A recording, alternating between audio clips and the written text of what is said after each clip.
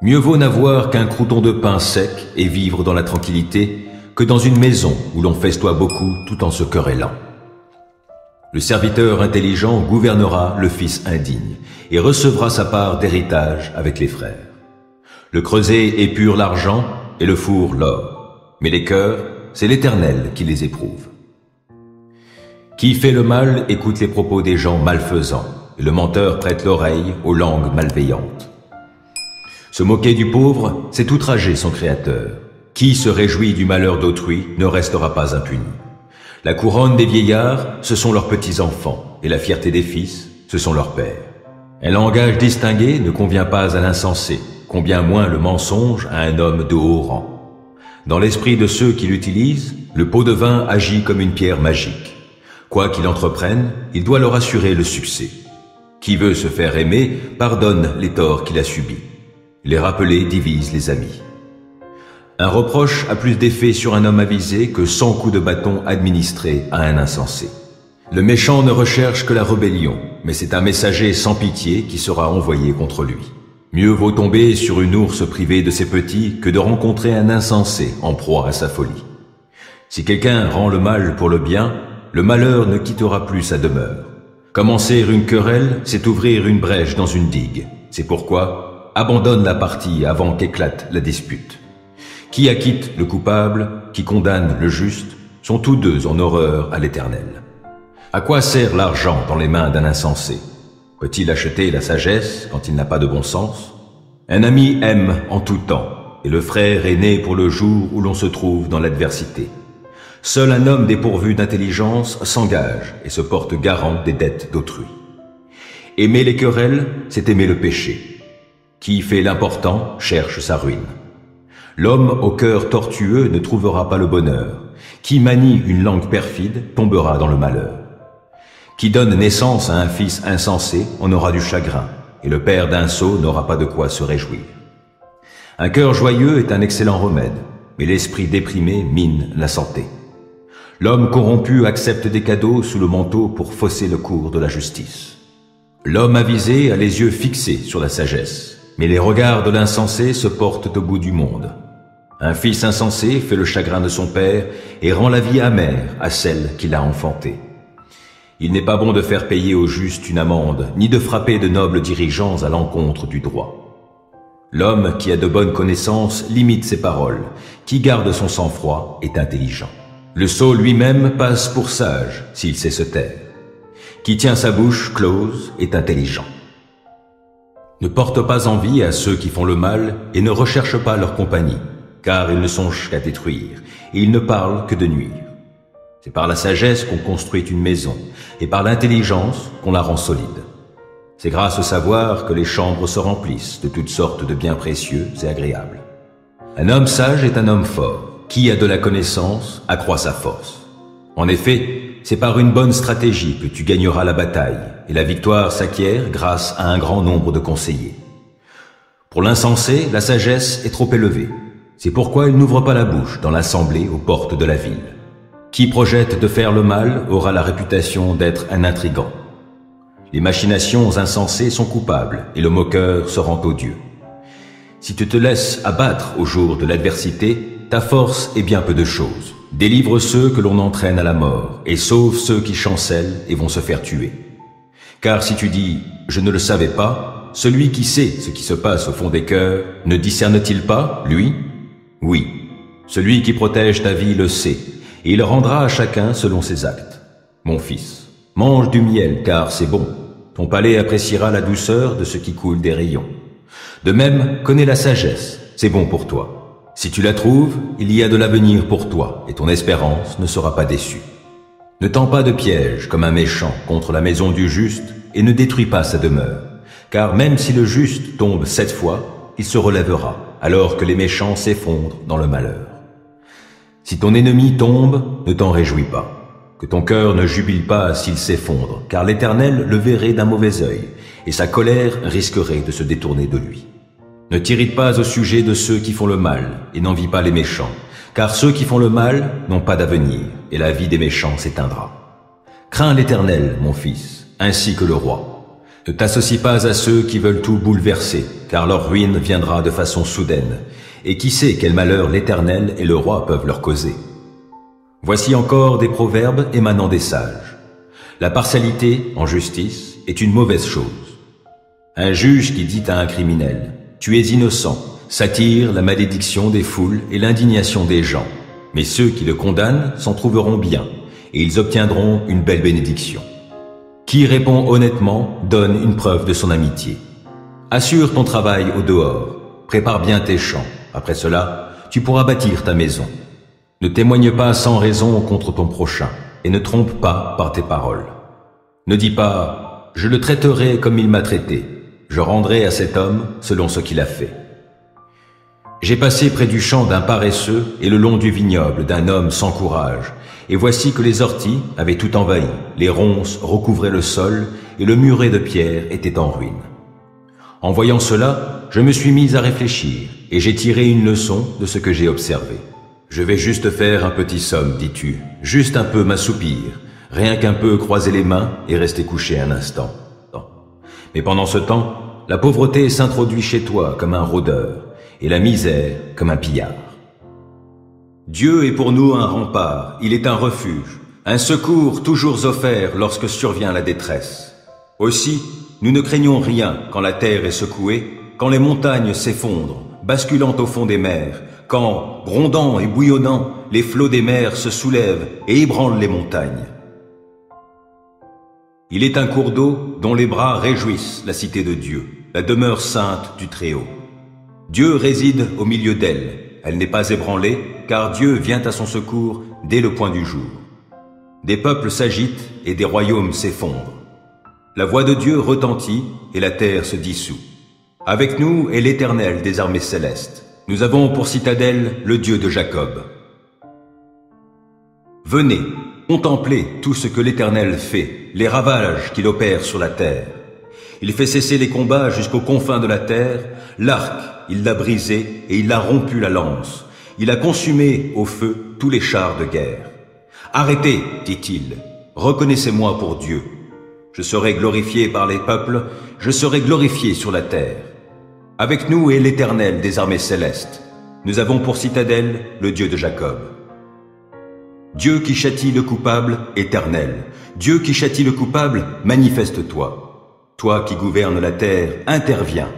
Et viens rendre aux orgueilleux leur dû. Combien de temps les méchants, Éternel, combien de temps les méchants vont-ils encore jubiler? Les voilà qui se répandent en paroles insolentes. Tous ces artisans du mal fanfaronnent. Ton peuple, ils l'oppriment, Éternel, et ils humilient ceux qui t'appartiennent. Ils tuent l'immigré et la veuve, l'orphelin, ils l'assassinent. Ils se disent, l'Éternel ne le voit pas, le Dieu de Jacob n'y prête aucune attention. Réfléchissez donc, gens insensés de mon peuple. Gens bornés, quand aurez-vous du bon sens? Celui qui a implanté l'oreille, n'entendrait-il pas? Celui qui a formé l'œil, ne verrait-il pas? Celui qui corrige tous les peuples, ne vous blâmera-t-il pas? Lui qui a instruit les humains? L'Éternel connaît les pensées de l'homme. Elles ne sont que du vent. Bienheureux est l'homme, Éternel, que tu corriges toi-même, et à qui tu enseignes ta loi, pour lui donner la quiétude dans les jours mauvais, jusqu'à ce que ce soit creusé pour le méchant une fosse. Jamais l'Éternel ne délaissera son peuple. Il n'abandonnera pas celui qui lui appartient. À nouveau, on jugera selon la justice, et tous les cœurs droits se conformeront à elle. Qui m'assistera contre les méchants? Qui me soutiendra contre ceux qui font le mal? Ah, si l'Éternel ne m'avait pas secouru, je serais bien vite allé rejoindre la demeure du silence. Quand j'ai dit « Je vais perdre pied », dans ton amour éternel, tu m'as soutenu. Lorsque des pensées en foule s'agitaient en moi, tes consolations m'ont rendu la joie. Pourrait-il s'allier à toi, ce pouvoir injuste qui crée le malheur par les décrets qu'il promulgue? Il s'attroupe pour attenter à la vie du juste et pour condamner à mort l'innocent. Mais l'Éternel est pour moi une forteresse, oui, mon Dieu est le rocher où je trouve abri. Il fait retomber sur eux leur iniquité. Il les détruira par leur perversité même. Oui, l'Éternel, notre Dieu, les détruira tous. Je te louerai de tout mon cœur. Devant les puissants de ce monde, je te célébrerai avec de la musique. Je me prosterne dirigé vers ton sanctuaire et je te loue. pour ton amour et ta fidélité, car tu as réalisé tes promesses en surpassant ta renommée. Le jour où je t'ai invoqué, toi, tu m'as répondu, et tu m'as donné du courage, tu m'as fortifié. Que tous les rois du monde te louent, ô Éternel, à l'écoute de ta parole, et qu'ils célèbrent les œuvres de l'Éternel par leurs chants. Grande est la gloire de l'Éternel. Si haut qu'est l'Éternel, il voit les humbles, et de loin, il repère les orgueilleux. Si je passe par la détresse, tu préserves ma vie face à la furie de mes ennemis. Tu interviens pour me sauver. Oui, l'Éternel achèvera son œuvre en ma faveur. Éternel, ton amour dure à toujours. N'abandonne donc pas tes créatures. Ne t'irrite pas contre les méchants. Ne jalouse pas ceux qui font le mal. Car rapidement, comme l'herbe au champ, ils seront fauchés et se faneront comme la verdure. Mets en l'Éternel toute ta confiance. Fais ce qui est bien, et dans le pays tu demeureras et tu jouiras de bons pâturages en sécurité. En Dieu, mets ta joie, et il comblera les vœux de ton cœur. C'est à l'Éternel qu'il te faut remettre ta vie tout entière. Aie confiance en lui, et il agira. Il fera paraître ta justice comme la lumière, et ton droit comme le soleil à midi. Demeure en silence devant l'Éternel. Attends-toi à lui, ne t'irrite pas contre ceux qui réussissent dans leurs entreprises en mettant en œuvre de mauvais desseins. Laisse la colère, calme ton courroux, ne t'irrite pas, car, en fin de compte, tu ferais le mal. Or, qui fait le mal sera retranché. Mais ceux qui comptent sur l'Éternel auront le pays comme possession. D'ici peu de temps, finis le méchant. Tu auras beau le chercher, il ne sera plus. Mais ceux qui sont humbles auront le pays comme possession et ils jouiront d'une grande paix. Le méchant complote pour faire du tort au juste. Il grince des dents contre lui. Pourtant l'Éternel se moque de lui, car il voit venir le jour de sa perte. Les méchants tirent l'épée. Ils bandent leur arc pour tuer le pauvre et le défavoriser, et pour égorger tous les gens qui suivent la voie droite. Mais leur propre épée leur transpercera le cœur, et quant à leurs arcs, ils seront brisés. Le peu que possède celui qui est juste vaut bien mieux que la richesse de nombreux méchants. Les méchants verront leur pouvoir brisé, mais l'Éternel reste le soutien des justes. L'Éternel tient compte de ce qu'est la vie des gens sans reproche, et leur patrimoine demeure à jamais. Pour eux, pas de honte au temps du malheur, et, dans les jours de famine, ils auront de quoi se rassasier. Les méchants périssent, et les ennemis de l'Éternel sont comme les fleurs des prés. Ils disparaîtront, comme une fumée, ils s'évanouiront. Le méchant emprunte, mais il ne rend pas. Le juste a pitié, il est généreux. Ceux que Dieu bénit auront le pays comme possession, mais ceux qu'il maudit seront retranchés. Lorsque la conduite de quelqu'un lui plaît, l'Éternel lui donne d'affermir sa marche dans la vie. Il peut trébucher, mais il ne s'écroule pas. L'Éternel le tient par la main. Depuis ma jeunesse jusqu'à mon âge avancé, jamais je n'ai vu celui qui est juste être abandonné, ni ses descendants mendier leur pain. Tout au long des jours, il a compassion et il prête aux autres. Ses enfants seront en bénédiction. Évite le mal, accomplis le bien. Tu demeureras pour toujours. Car l'Éternel aime la droiture et il n'abandonne pas ceux qui lui sont attachés. Mais les malfaisants seront supprimés. La postérité de tous les méchants sera retranchée. Tandis que les justes auront le pays comme possession. Ils l'habiteront éternellement. Des paroles sages sortent de la bouche de ceux qui sont justes, et leur langue parle selon la droiture. Ils ont dans leur cœur la loi de leur Dieu, et ils ne trébuchent pas. Le méchant épie le juste, il cherche à le mettre à mort. L'Éternel ne le livre pas en son pouvoir, il ne le laissera pas être condamné dans un jugement. Attends-toi à l'Éternel, règle ta conduite selon ce qu'il a prescrit. Il t'honorera par la possession du pays. Tu verras comment tous les malfaisants seront retranchés. J'ai vu le méchant dans sa violence, croître comme un arbre florissant bien enraciné sur son sol natal. Puis je suis passé par là. Voici qu'il n'est plus. Et j'ai eu beau le chercher, il est introuvable. Considère l'homme intègre, oui, observe l'homme droit. Alors tu constateras que l'homme de paix a un avenir. Au contraire, les rebelles seront détruits tous ensemble, et les méchants n'auront plus aucun avenir. Le salut des justes vient de l'Éternel, et il est leur forteresse au jour de détresse. Il leur vient en aide, et il les délivre. Il les fait échapper aux méchants et les sauve, car ils ont cherché leur refuge en lui. Quand Jésus eut fini de donner toutes ces instructions, il dit à ses disciples, Vous savez que la fête de la Pâque aura lieu dans 2 jours. C'est alors que le Fils de l'homme sera livré pour être crucifié. Alors, les chefs des prêtres et les responsables du peuple se rassemblèrent dans la cour du grand prêtre Caïphe. Ils décidèrent d'un commun accord de s'emparer de Jésus par ruse pour le faire mourir. Cependant, ils se disaient « Il ne faut pas agir pendant la fête pour ne pas provoquer d'émeutes parmi le peuple. » Jésus se trouvait à Béthanie, dans la maison de Simon, le lépreux. Une femme s'approcha de lui, tenant un flacon d'albâtre rempli d'un parfum de myrrhe de grande valeur. Pendant que Jésus était à table, elle répandit ce parfum sur sa tête. En voyant cela, les disciples s'indignèrent et dirent « Pourquoi un tel gaspillage? On aurait pu vendre ce parfum pour un bon prix et donner l'argent aux pauvres. » Mais, se rendant compte de cela, Jésus leur dit « Pourquoi faites-vous de la peine à cette femme? Ce qu'elle vient d'accomplir pour moi est vraiment une belle action. Des pauvres, vous en aurez toujours autour de vous. Mais moi, vous ne m'aurez pas toujours avec vous. Si elle a répandu cette myrrhe sur moi, c'est pour préparer mon enterrement. Vraiment, je vous l'assure, dans le monde entier, partout où cette bonne nouvelle qu'est l'Évangile sera annoncée, on racontera aussi, en souvenir d'elle, ce qu'elle vient de faire. » Alors, l'un des 12, celui qui s'appelait Judas Iscariote, se rendit auprès des chefs des prêtres pour leur demander « Si je me charge de vous livrer Jésus, quelle somme me donnerez-vous » Ils lui versèrent 30 pièces d'argent. À partir de ce moment-là, il chercha une occasion favorable pour leur livrer Jésus. Le premier jour de la fête des pains sans levain, les disciples vinrent trouver Jésus pour lui demander « Où veux-tu que nous fassions les préparatifs pour le repas de la Pâque ?» Il leur répondit « Allez à la ville, chez un tel, et parlez-lui ainsi. Le maître te fait dire « Mon heure est arrivée. C'est chez toi que je prendrai le repas de la Pâque avec mes disciples. » Les disciples se conformèrent aux ordres de Jésus et préparèrent le repas de la Pâque.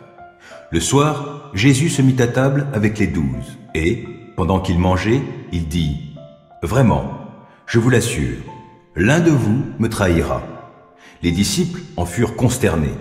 Ils se mirent, l'un après l'autre, à lui demander « Seigneur, ce n'est pas moi, n'est-ce pas ?» En réponse, il leur dit « C'est un qui a trempé son pain dans le plat avec moi. Lui, il me trahira. Certes, le Fils de l'homme s'en va conformément à ce que les Écritures annoncent à son sujet. Mais malheur à celui qui le trahit. Il aurait mieux valu pour lui n'être jamais né. » À son tour, Judas, qui le trahissait, lui demanda « Maître, ce n'est pas moi, n'est-ce pas ?»« Tu le dis toi-même, » lui répondit Jésus. Au cours du repas, Jésus prit du pain, puis, après avoir prononcé la prière de reconnaissance, il le partagea en morceaux, puis il le donna à ses disciples en disant « Prenez, mangez, ceci est mon corps. » Ensuite, il prit une coupe et, après avoir remercié Dieu, il la leur donna en disant « Buvez-en tous, ceci est mon sang, par lequel est scellée l'alliance. Il va être versé pour beaucoup d'hommes, afin que leurs péchés soient pardonnés.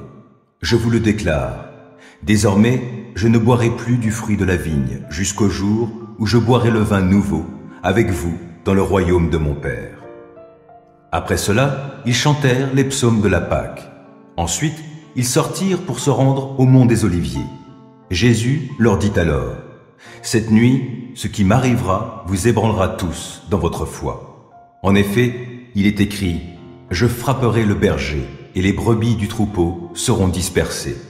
Néanmoins, quand je serai ressuscité, je vous précéderai en Galilée. » Pierre prit la parole et lui dit « Même si tous les autres sont ébranlés à cause de ce qui t'arrivera, moi, je ne le serai pas. » Jésus reprit « Vraiment, je te l'assure, cette nuit même, avant que le coq ait chanté, tu m'auras renié 3 fois. » Pierre réaffirma « Même s'il me fallait mourir avec toi, je ne te renierai pas. » Et tous les disciples dirent la même chose. Là-dessus, Jésus arriva avec eux en un lieu appelé Gethsémané. Il dit à ses disciples « Asseyez-vous ici pendant que je vais prier là-bas. » Il prit avec lui Pierre et les 2 fils de Zébédée. Il commença à être envahi d'une profonde tristesse et l'angoisse le saisit. Alors il leur dit « je suis accablé de tristesse, à en mourir. Restez ici et veillez avec moi. » Puis il fit quelques pas, se laissa tomber la face contre terre et pria ainsi. « Ô Père, si tu le veux, écarte de moi cette coupe. Toutefois, que les choses se passent, non pas comme moi je le veux, mais comme toi tu le veux. » Ensuite, il revint auprès des disciples et les trouva endormis. Il dit à Pierre, « Ainsi, vous n'avez pas été capable de veiller une seule heure avec moi. Veillez et priez pour ne pas céder à la tentation. L'esprit de l'homme est plein de bonne volonté, mais la nature humaine est bien faible. » Puis il s'éloigna une deuxième fois et se remit à prier en disant, « Ô mon Père, s'il n'est pas possible que cette coupe me soit épargnée, s'il faut que je la boive, alors que ta volonté soit faite. » Il revint encore vers ses disciples et les trouva de nouveau endormis, car ils avaient tellement sommeil qu'ils n'arrivaient pas à garder les yeux ouverts. Il les laissa donc et s'éloigna de nouveau. Pour la troisième fois, il pria en répétant les mêmes paroles. Lorsqu'il revint auprès de ses disciples, il leur dit, « Vous dormez encore et vous vous reposez. L'heure est venue où le Fils de l'homme est livré entre les mains des pécheurs. Levez-vous et allons-y, car celui qui me trahit est là. » Il n'avait pas fini de parler que Judas, l'un des 12, survint, accompagné d'une troupe nombreuse, armée d'épées et de gourdins. Cette troupe était envoyée par les chefs des prêtres et les responsables du peuple. Le traître avait convenu avec eux d'un signe en disant, « Celui que j'embrasserai, c'est lui, saisissez-vous de lui. » Aussitôt, il se dirigea vers Jésus et lui dit, « Bonsoir, maître !» et il l'embrassa. « Mon ami, lui dit Jésus, « ce que tu es venu faire ici, fais-le. » Alors les autres s'avancèrent et, mettant la main sur Jésus, ils se saisirent de lui. À ce moment, l'un des compagnons de Jésus porta la main à son épée, la dégaina, en frappa le serviteur du grand prêtre et lui emporta l'oreille. Jésus lui dit, « Remets ton épée à sa place, car tous ceux qui se serviront de l'épée mourront par l'épée. Penses-tu donc que je ne pourrai pas faire appel à mon Père? À l'instant même, il enverrait des dizaines de milliers d'anges à mon secours.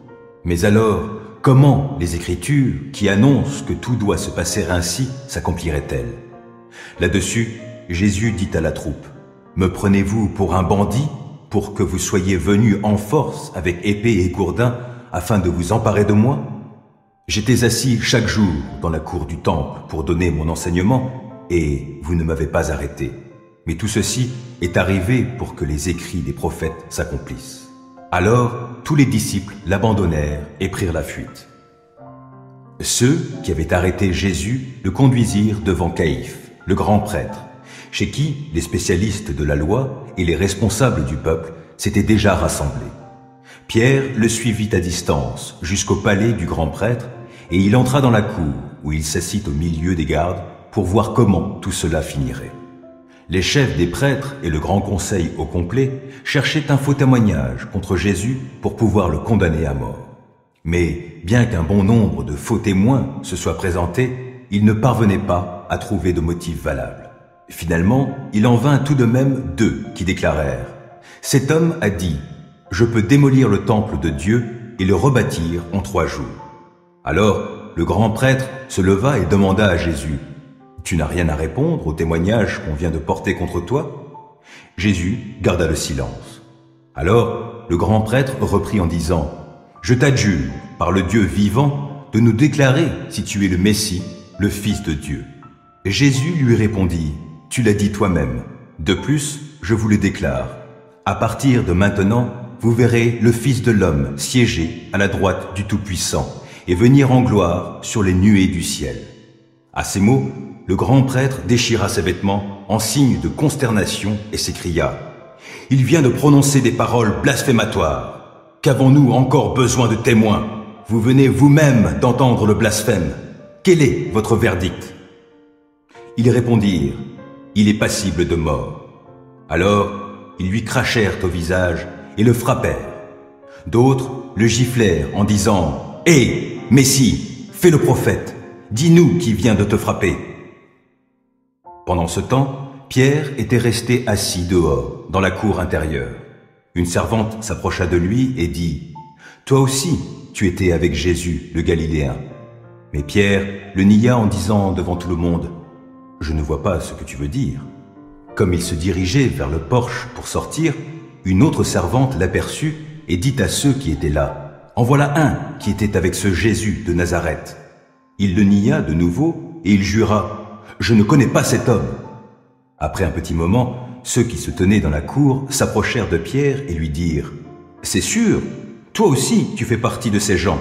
C'est évident, il suffit d'entendre ton accent. » Alors Pierre se mit à dire, « Je le jure, et que je sois maudit si ce n'est pas vrai, je ne connais pas cet homme. » Et aussitôt, un coq chanta. Alors Pierre se souvint de ce que Jésus lui avait dit, « Avant que le coq chante, tu m'auras renié 3 fois. » Il se glissa dehors et se mit à pleurer amèrement. Des pharisiens et des sadducéens abordèrent Jésus pour lui tendre un piège. Ils lui demandèrent de leur montrer un signe miraculeux venant du ciel. Il leur répondit, « Au crépuscule, vous dites bien, demain il fera beau, car le ciel est rouge. Ou bien, à l'aurore, aujourd'hui on aura de l'orage, car le ciel est rouge sombre. Ainsi, vous savez reconnaître ce qu'indique l'aspect du ciel, mais vous êtes incapables de reconnaître les signes de notre temps. Ces gens de notre temps qui sont mauvais et infidèles à Dieu réclament un signe miraculeux. Un signe, il ne leur en sera pas accordé d'autre que celui de Jonas. » Là-dessus, il les quitta et partit de là. En passant de l'autre côté du lac, les disciples avaient oublié d'emporter du pain. Jésus leur dit, « Faites bien attention. Gardez-vous du levain des pharisiens et des sadducéens. » Les disciples discutaient entre eux. « Il dit cela parce que nous n'avons pas pris de pain. » Jésus, sachant ce qui se passait, leur dit, « Pourquoi discutez-vous entre vous parce que vous n'avez pas de pain? Ah, votre foi est bien petite. Vous n'avez donc pas encore compris? Ne vous souvenez-vous pas des 5 pains distribués aux 5000 hommes et du nombre de paniers que vous avez remplis avec les restes? Et des 7 pains distribués aux 4000 hommes et du nombre de corbeilles que vous avez emportés? Comment se fait-il que vous ne compreniez pas que je ne parlais pas de pain quand je vous disais « Gardez-vous du levain des pharisiens et des sadducéens » Alors ils comprirent qu'il leur avait dit de se garder non pas du levain que l'on met dans le pain, mais de l'enseignement des pharisiens et des sadducéens. Jésus se rendit dans la région de Césarée de Philippe. Il interrogea ses disciples. « Que disent les gens au sujet du Fils de l'homme? Qui est-il d'après eux ?»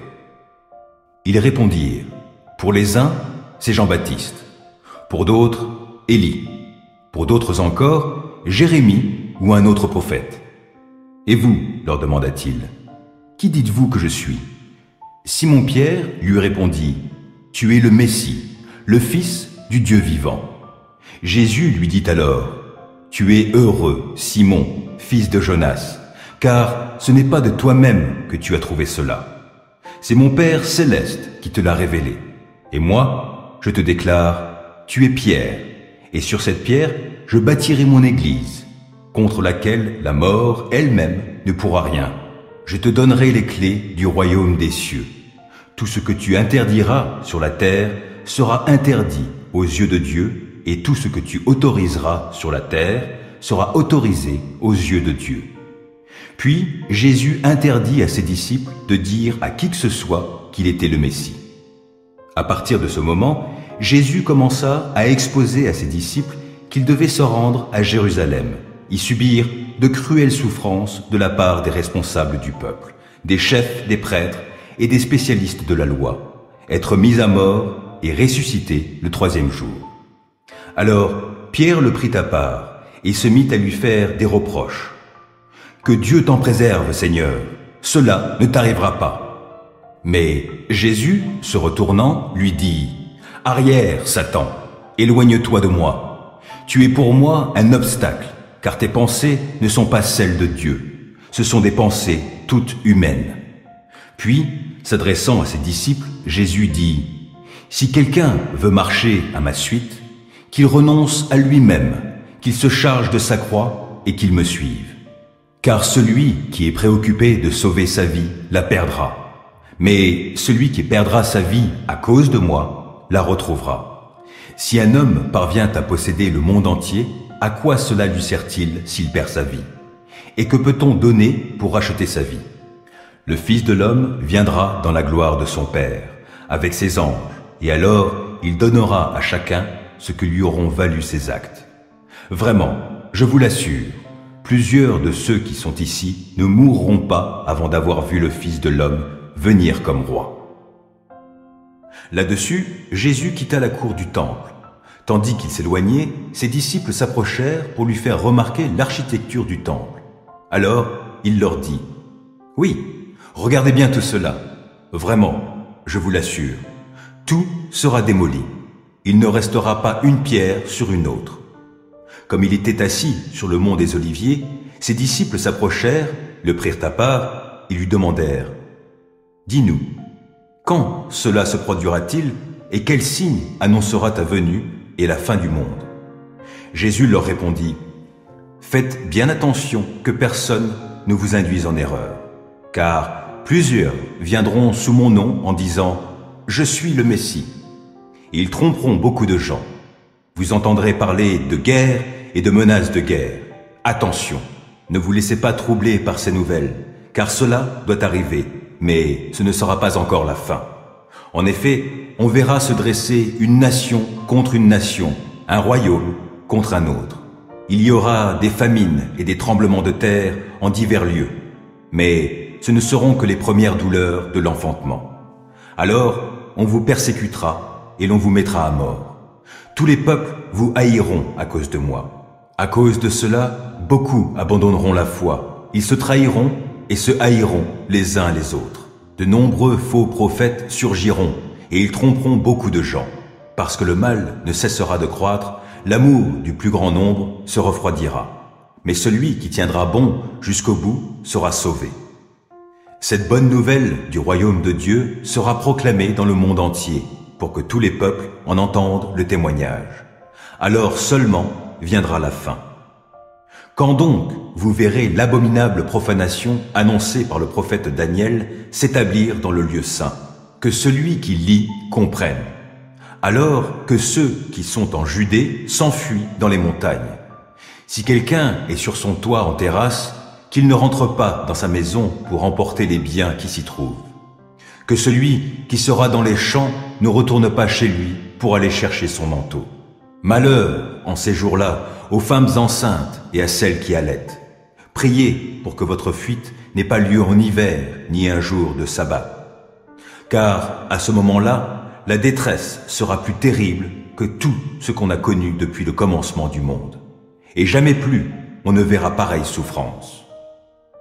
Vraiment, si le Seigneur n'avait pas décidé de réduire le nombre de ses jours, personne n'en réchapperait. Mais à cause de ceux qu'il a choisis, il abrégera ce temps. Si quelqu'un vous dit alors « Le Messie est ici » ou « Il est là », ne le croyez pas. De faux messies surgiront ainsi que de faux prophètes. Ils produiront des signes extraordinaires et des prodiges au point de tromper même, si c'était possible, ce que Dieu a choisi. Voilà, je vous ai prévenu. Si l'on vous dit « Regardez, il est dans le désert », n'y allez pas. Si l'on prétend « Il se cache en quelque endroit secret », n'en croyez rien. En effet, quand le Fils de l'homme viendra, ce sera comme l'éclair qui jaillit du levant et illumine tout jusqu'au couchant. Où que soit le cadavre, là s'assembleront les vautours. Aussitôt, après ces jours de détresse, le soleil s'obscurcira, la lune perdra sa clarté, les étoiles tomberont du ciel, les puissances célestes seront ébranlées. C'est alors que le signe du Fils de l'homme apparaîtra dans le ciel. Alors tous les peuples de la terre se lamenteront, et ils verront le Fils de l'homme venir sur les nuées du ciel avec beaucoup de puissance et de gloire. Il enverra ses anges rassemblés au son des trompettes éclatantes, ses élus des quatre coins du monde, d'un bout à l'autre de l'univers. Que l'exemple du figuier vous serve d'enseignement. Quand ses rameaux deviennent tendres et que ses feuilles poussent, vous savez que l'été est proche. De même, quand vous verrez tous ces événements, sachez que le Fils de l'homme est proche comme aux portes de la ville. Vraiment, je vous assure que cette génération-ci ne passera pas jusqu'à ce que tout cela vienne à se réaliser. Le ciel et la terre passeront, mais mes paroles ne passeront jamais. Quant au jour et à l'heure où cela se produira, personne ne les connaît, ni les anges du ciel, ni même le Fils. Personne, sauf le Père et lui seul. Lors de la venue du Fils de l'homme, les choses se passeront comme au temps de Noé. En effet, à l'époque qui précéda le déluge, les gens étaient occupés à manger et à boire, à se marier et à marier leurs enfants, jusqu'au jour où Noé entra dans le bateau. Ils ne se doutèrent de rien, jusqu'à ce que vienne le déluge qui les emporta tous. Ce sera la même chose lorsque le Fils de l'homme viendra. Alors, 2 ouvriers travailleront côte à côte dans un champ. L'un sera emmené, l'autre laissé. 2 femmes seront en train de tourner la pierre de meule. L'une sera emmenée, l'autre laissée. Tenez-vous donc en éveil, puisque vous ignorez quel jour votre Seigneur viendra. Vous le savez bien, si le maître de maison savait à quelle heure de la nuit le voleur doit venir, il resterait éveillé pour ne pas le laisser pénétrer dans sa maison. Pour cette même raison, vous aussi, tenez-vous prêts, car c'est à ce moment que vous n'auriez pas imaginé que le Fils de l'homme viendra. Quel est le serviteur fidèle et sensé à qui le maître a confié le soin de veiller sur l'ensemble de son personnel pour qu'il distribue à chacun sa nourriture au moment voulu? Heureux ce serviteur que le maître, à son retour, trouvera en train d'agir comme il le lui a demandé. Vraiment, je vous l'assure, son maître lui confiera l'administration de tout ce qu'il possède. Mais si c'est un mauvais serviteur qui se dit « Mon maître n'est pas près de rentrer » et se met à maltraiter ses compagnons de service, à manger et à boire avec les ivrognes, son maître arrivera un jour où il ne s'y attendra pas et à un moment qu'il ne connaît pas. Alors, le maître le punira très sévèrement et le traitera comme on traite les hypocrites. C'est là qu'il y aura des pleurs et d'amers regrets. Écoutez bien ceci, ô communauté de Jacob, vous qui vous réclamez de ce nom d'Israël et qui êtes issus des sources de Juda, vous qui prêtez serment au nom de l'Éternel et qui avez le Dieu d'Israël à la bouche, mais sans sincérité et sans droiture, car vous vous dénommez ceux de la ville sainte et vous vous appuyez sur le Dieu d'Israël, sur celui qui s'appelle le Seigneur des armées célestes. J'ai annoncé depuis longtemps les événements du passé, j'en ai parlé, je les ai fait entendre, puis soudain j'ai agi et cela s'est produit. Parce que je savais que tu es obstiné, que ton cou est semblable à un tendon de fer et que tu as un front de bronze, je t'ai annoncé ces événements bien longtemps à l'avance. Je t'en ai informé avant qu'ils se produisent, pour que tu ne puisses pas dire « C'est mon idole qui a fait toutes ces choses, c'est ma statue de bois, mon image en métal fondu, qui en a donné l'ordre. » Tu as bien entendu, considère bien tout cela. N'allez-vous pas l'annoncer vous aussi? Maintenant, je t'annonce des choses nouvelles, cachées, que tu ne connais pas. Elles sont créées maintenant, et non depuis longtemps. Jusqu'à ce jour, tu n'en avais pas entendu parler, pour que tu ne puisses pas dire « Je le savais déjà ». Non, tu n'en savais rien. Tu ne l'avais pas entendu. Jamais auparavant, ce n'était parvenu à tes oreilles. Car je te connaissais et je te savais traître. Oui, tu t'appelles révolté de naissance. Par égard pour ma renommée, je retiens ma colère, et pour que la louange retentisse pour moi, je me réfrène pour ne pas te détruire. Je t'ai fait fondre, mais non pour en retirer de l'argent. Oui, je t'ai éprouvé dans le creuset de l'affliction. C'est par égard pour moi, uniquement pour moi, que j'agirai ainsi. Comment me laisserais-je déshonorer? Je ne donnerai pas ma gloire à quelqu'un d'autre. Écoute-moi, Jacob, Israël, que j'appelle. Voilà ce que je suis. Moi, je suis le premier et je suis aussi le dernier. C'est de mes propres mains que j'ai fondé la terre et déployé le ciel. Dès que je les appelle, ensemble, ils se présentent.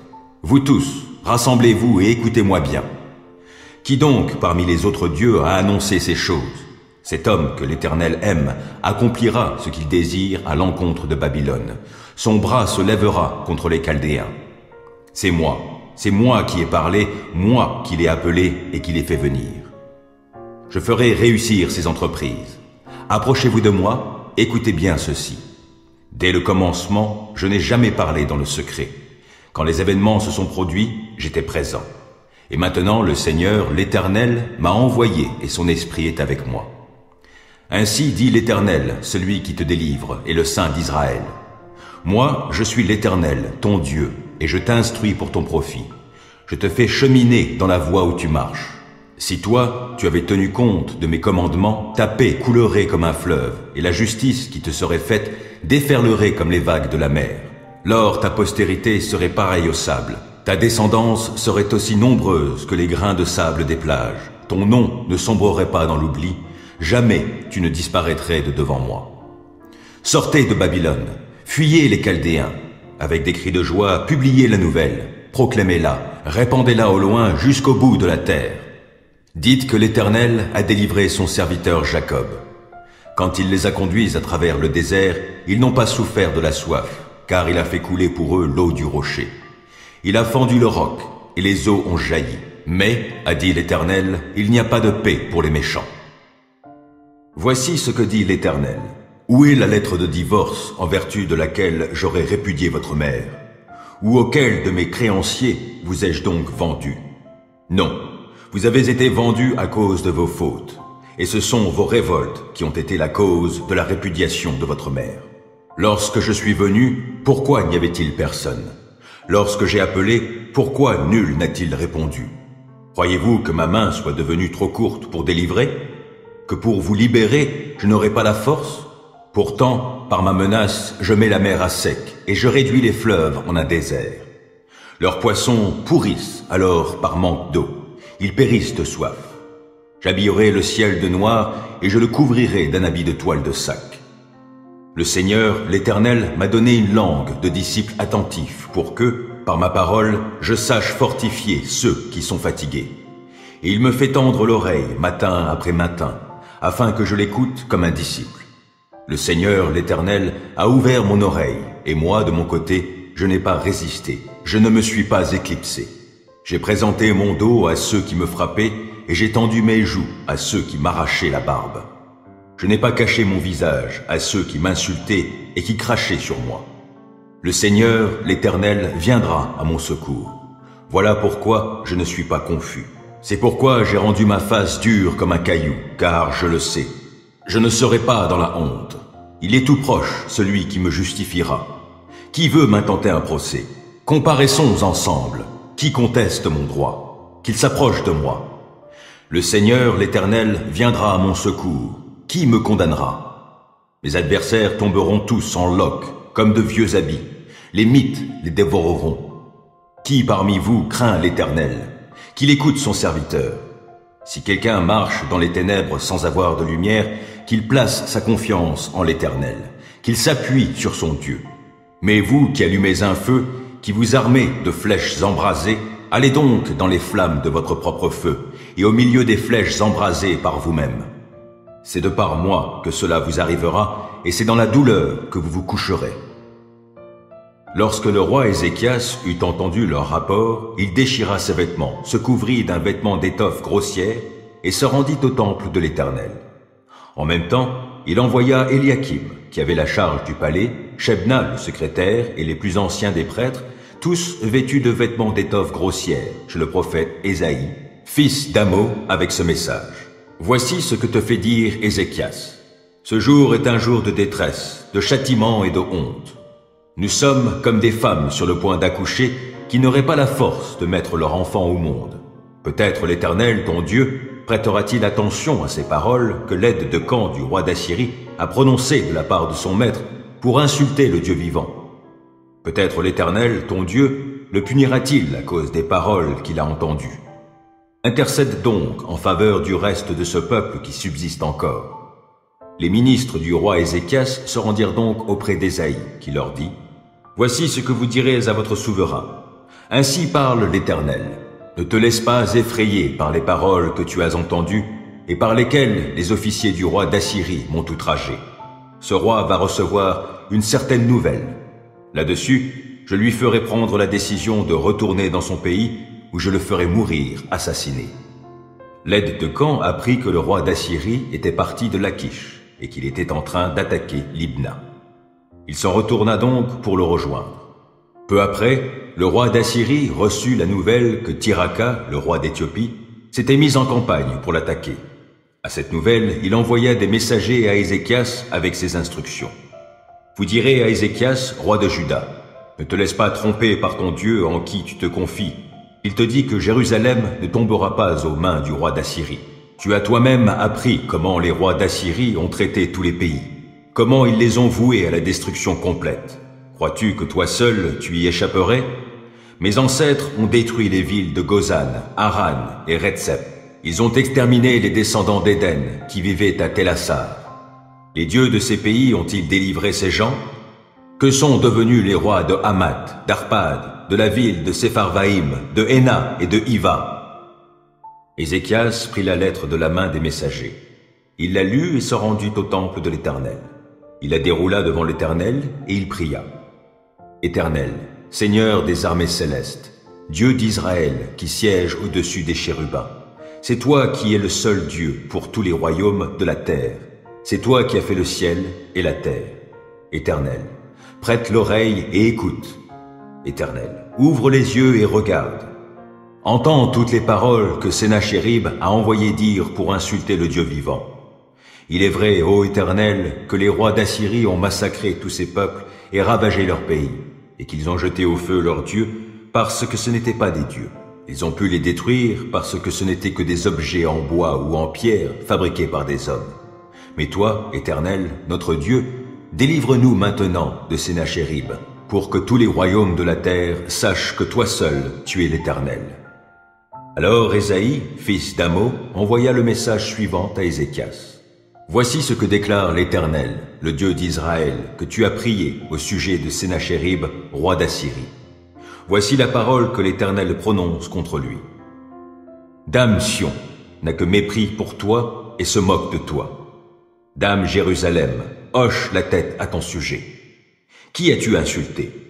Qui as-tu outragé de ta voix arrogante, de ton regard hautain?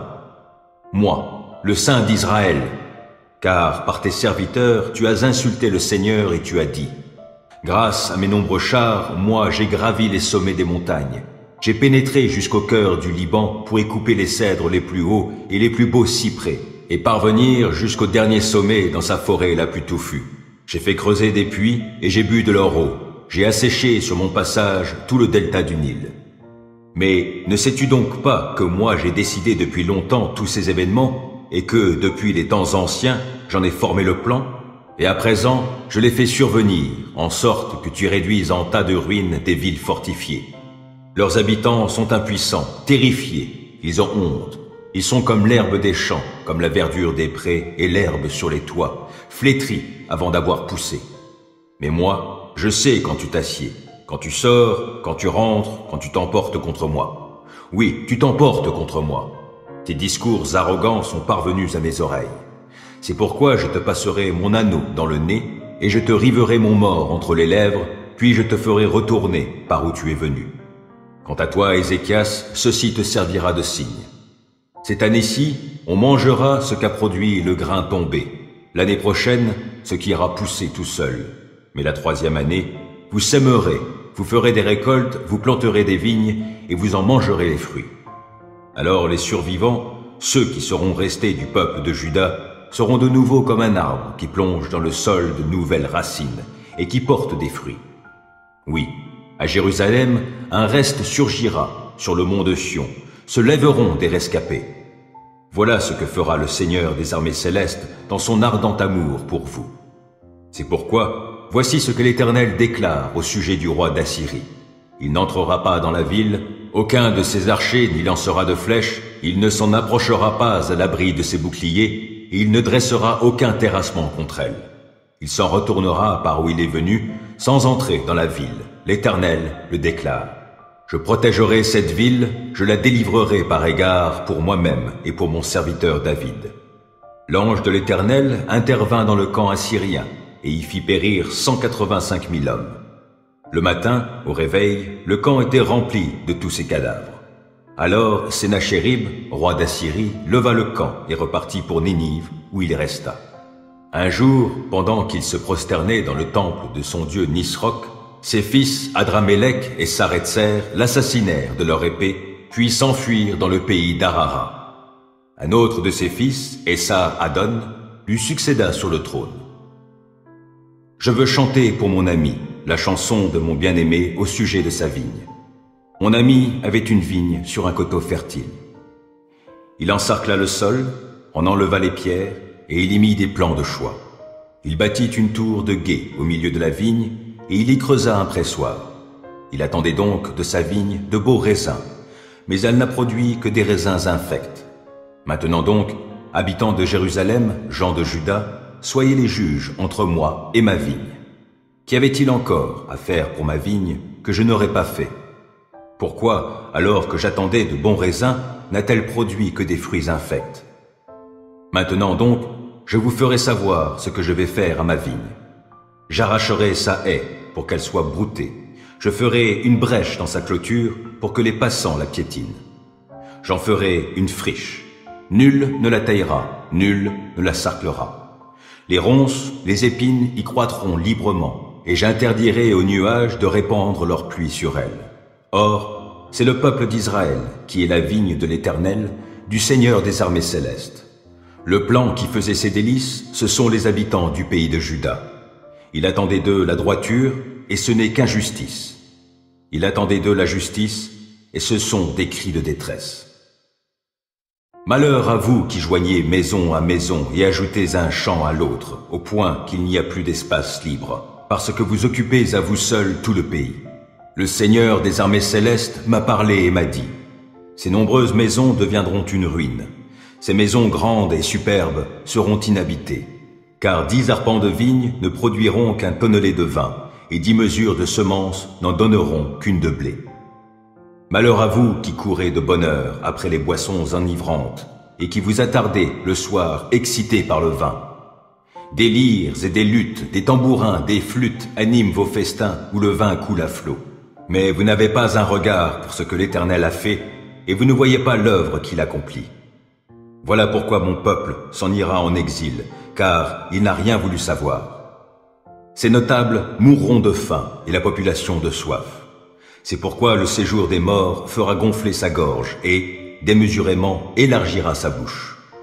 Les dignitaires de la ville et sa foule bruyante y descendront ensemble, et leur joyeux tumulte s'en ira avec eux. C'est pourquoi tous les hommes devront courber le dos, ils seront humiliés, et tous les orgueilleux devront baisser les yeux. Le Seigneur des armées célestes montrera sa grandeur en instaurant le droit. Le Dieu saint manifestera sa sainteté par la justice. Dans la ville ruinée, des agneaux brouteront comme en leur pâturage, et des chevreaux brouteront sur les ruines des demeures des riches. Malheur à vous qui traînez le péché derrière vous avec les cordes du mensonge, et qui tirez la faute comme les traits d'un attelage. Oui, vous qui dites, que Dieu se presse donc d'accomplir son ouvrage pour que nous le voyions, et qu'elle arrive la réalisation des projets du Saint d'Israël afin que nous les connaissions. Malheur à vous qui nommez le mal bien et le bien mal. Vous qui changez les ténèbres en lumière, la lumière en ténèbres. Vous qui changez l'amertume en douceur et la douceur en amertume. Malheur à vous qui vous prenez pour sages et vous croyez intelligents. Malheur à vous qui êtes des héros quand il s'agit de consommer du vin et des champions pour vous gorger d'alcool, qui, pour un pot de vin, acquittez le coupable et qui privez le juste du droit qui lui est dû. Voilà pourquoi vous serez consumés comme un fétu de paille dévoré par la flamme et comme une herbe sèche engloutie par le feu. Oui, vos racines pourriront, votre fleur sera emportée comme de la poussière, puisque vous avez rejeté la loi de l'Éternel, du Seigneur des armées célestes, et avez méprisé ce qu'a dit le Saint d'Israël. Voilà pourquoi l'Éternel s'est mis en colère contre son peuple et a porté la main sur lui pour le frapper. Les montagnes sont ébranlées et les cadavres sont pareils à des ordures qui traînent dans les rues. Mais malgré tout cela, son courroux ne s'apaise pas, sa main reste levée. L'Éternel dresse un étendard pour des peuples lointains, il siffle pour les appeler du bout du monde. Les voici qui arrivent d'un pas prompt et léger. Personne parmi eux ne connaît la fatigue, personne ne chancelle, personne ne somnole, et nul n'est endormi. Nul n'a son ceinturon dénoué de ses hanches, les lanières de leurs sandales ne sont pas déchirées. Leurs flèches sont aiguës et tous leurs arcs tendus. Les sabots des chevaux sont comme du silex, et les roues de leurs chars sont comme un ouragan. Quand ils rugissent, on croirait des lions, et leurs rugissements rappellent ceux des lionceaux. Ils grondent et saisissent leur proie pour l'emporter. Personne ne peut la leur arracher. En ce jour-là, retentira contre eux un grondement pareil à celui de la mer. On regardera le pays. On n'y verra que des ténèbres et une grande angoisse. La lumière sera voilée par d'épaisses nuées. On était à quelques jours de la fête des pains sans levain, appelée la Pâque. Les chefs des prêtres et les spécialistes de la loi cherchaient un moyen de supprimer Jésus, mais ils avaient peur de la réaction du peuple. C'est alors que Satan entra dans le cœur de Judas, surnommé l'Iscariote, l'un des 12. Judas alla trouver les chefs des prêtres et les officiers de la garde du temple pour s'entendre avec eux sur la manière dont il leur livrerait Jésus. Ils en furent tout réjouis et convinrent de lui donner de l'argent. Il accepta et, dès lors, il chercha une occasion favorable pour leur livrer Jésus à l'insu de la foule. Le jour de la fête des pains sans levain, où l'on devait tuer l'agneau de la Pâque, arriva. Jésus envoya Pierre et Jean en leur disant « Allez nous préparer le repas de la Pâque. »« Où veux-tu que nous le préparions ?» lui demandèrent-ils. « Eh bien, quand vous entrerez dans la ville, vous rencontrerez un homme portant une cruche d'eau. Suivez-le jusqu'à la maison où il entrera. Et voici comment vous parlerez au maître de maison. Le maître te fait dire « Où est la pièce où je prendrai le repas de la Pâque avec mes disciples ?» Alors, il vous montrera, à l'étage supérieur, une grande pièce aménagée. C'est là que vous ferez les préparatifs. Ils partirent donc, trouvèrent tout comme Jésus le leur avait dit, et préparèrent le repas de la Pâque. Quand ce fut l'heure, Jésus se mit à table avec les apôtres. Il leur dit « J'ai vivement désiré célébrer cette Pâque avec vous avant de souffrir. En effet, je vous le déclare, je ne la mangerai plus jusqu'au jour où tout ce qu'elle signifie sera accompli dans le royaume de Dieu. » Puis il prit une coupe, prononça la prière de reconnaissance et dit « Prenez cette coupe et partagez-la entre vous, car, je vous le déclare, dorénavant, je ne boirai plus du fruit de la vigne jusqu'à ce que le royaume de Dieu vienne. » Ensuite, il prit du pain, remercia Dieu, le partagea en morceaux qu'il leur donna en disant « Ceci est mon corps, qui est donné pour vous. Faites cela en souvenir de moi. » Après le repas, il fit de même pour la coupe en disant « Ceci est la coupe de la nouvelle alliance conclue par mon sang, qui va être versée pour vous. D'ailleurs, voici, celui qui va me trahir est ici, à table avec moi. Certes, le Fils de l'homme s'en va selon ce que Dieu a décidé, mais malheur à l'homme par qui il est trahi. » Alors les disciples se demandèrent les uns aux autres lequel d'entre eux allait faire cela. Les disciples eurent une vive discussion. Il s'agissait de savoir lequel d'entre eux devait être considéré comme le plus grand. Jésus intervint. « Les rois des nations, dit-il, dominent leur peuple, et ceux qui exercent l'autorité sur elles se font appeler leurs bienfaiteurs. Il ne faut pas que vous agissiez ainsi.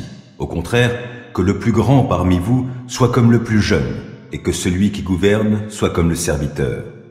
À votre avis, qui est le plus grand? Celui qui est assis à table ou celui qui sert? N'est-ce pas celui qui est assis à table? Eh bien, moi, au milieu de vous, je suis comme le serviteur. Vous êtes restés fidèlement avec moi au cours de mes épreuves. C'est pourquoi, comme mon Père m'a donné le royaume, je vous le donne à mon tour. Vous mangerez et vous boirez à ma table, dans mon royaume, et vous siégerez sur des trônes pour gouverner les 12 tribus d'Israël. Simon, Simon, fais attention.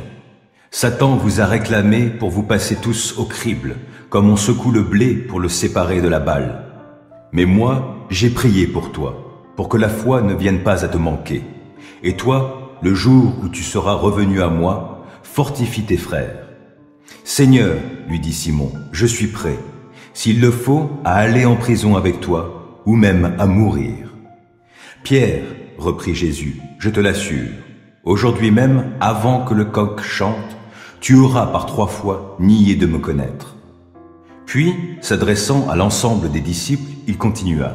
« Quand je vous ai envoyé sans bourse, ni sac de voyage, ni sandales, avez-vous manqué de quoi que ce soit ?»« De rien, dirent-ils. »« Eh bien, maintenant, poursuivit-il, si vous avez une bourse, prenez-la.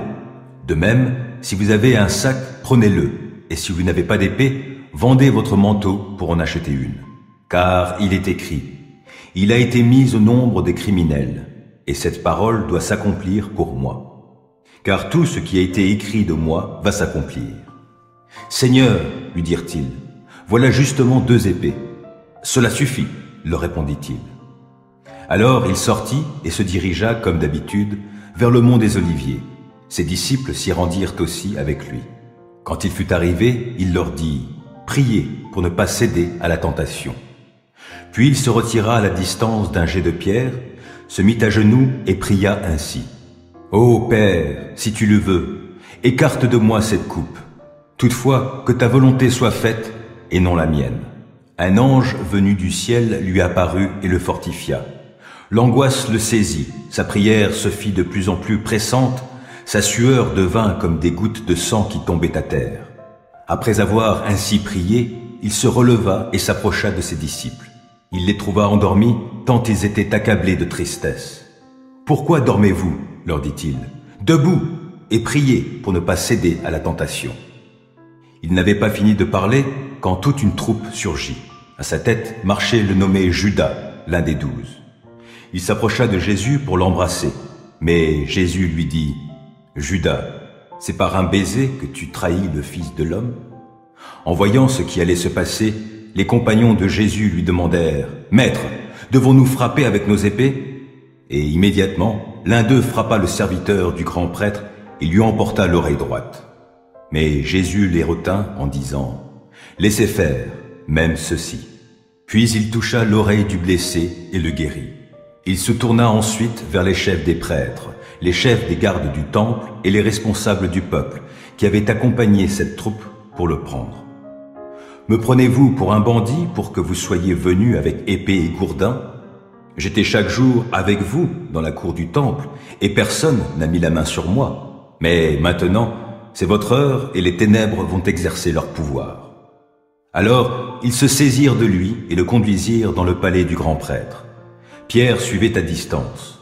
Au milieu de la cour, on avait allumé un feu et les gens étaient assis autour. Pierre s'assit au milieu du groupe. Une servante, en le voyant là, près du feu, l'observa à la clarté de la flamme et dit « En voilà un qui était aussi avec lui. » Mais Pierre le nia en disant « Mais non, je ne connais pas cet homme. » Peu après, quelqu'un d'autre, en apercevant Pierre, l'interpella. « Toi aussi, tu fais partie de ces gens. » « Mais non, déclara Pierre, je n'en suis pas. » Environ 1 heure plus tard, un autre encore soutint avec insistance. « C'est sûr, cet homme-là était aussi avec lui. D'ailleurs, c'est un Galiléen. »« Mais non, je ne sais pas ce que tu veux dire, » s'écria Pierre. Au même instant, alors qu'il était encore en train de parler, le coq se mit à chanter. Le Seigneur se retourna et posa son regard sur Pierre. Alors Pierre se souvint de ce que le Seigneur lui avait dit. « Avant que le coq chante aujourd'hui, tu m'auras renié 3 fois. » Il se glissa dehors et se mit à pleurer amèrement. Les hommes qui gardaient Jésus se moquaient de lui et le frappaient. Ils lui couvraient le visage et criaient « Hé, fais le prophète, dis-nous qui te frappe !» Et ils l'accablaient d'injures. Dès le point du jour, les responsables du peuple, les chefs des prêtres et les spécialistes de la loi se réunirent et firent amener Jésus devant leur grand conseil. L'interrogatoire commença. « Si tu es le Messie, déclare-le-nous. » Jésus leur dit, « Si je vous réponds, vous ne croirez pas. Et si je vous pose des questions, vous ne me répondrez pas. Mais à partir de maintenant, le Fils de l'homme siégera à la droite du Dieu Tout-Puissant. » Alors, ils se mirent à crier tous ensemble, « Tu es donc le Fils de Dieu !»« Vous dites vous-même que je le suis, » répondit Jésus.